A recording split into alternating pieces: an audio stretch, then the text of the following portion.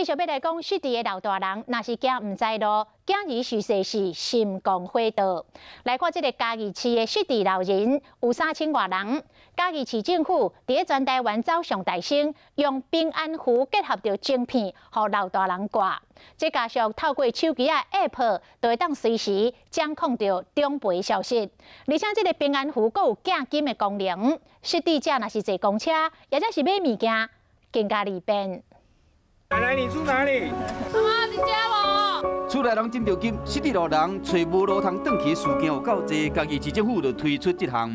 来，咱保庇。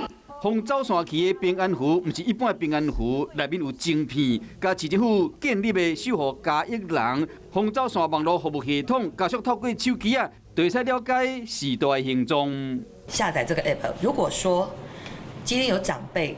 他是失智的长辈，他可能走失了。经过你的身边，你有下载这个 app 的话，你的手机可能就会发出一个警讯。依照嘉义市政府卫生局统计，嘉义市差不多有3300位失智症的患者。较早捌推出爱心手链啊，验过失智症的人拢袂记得挂。卫生局经过考虑了后，才开发出这个全台湾头一个做的平安符。里面就有电子钱包，它可以到各种到我们 Seven 啊，或是到全家里面去买东西。 平安符嘛分信仰，有佛教、道教的平安符，还佫有基督教也是天主教十字架的造型。好时带家己景，就会较爱挂。欢迎家己的市民踊跃去体，失智的时代若出门，亲人就毋免阁烦恼啊。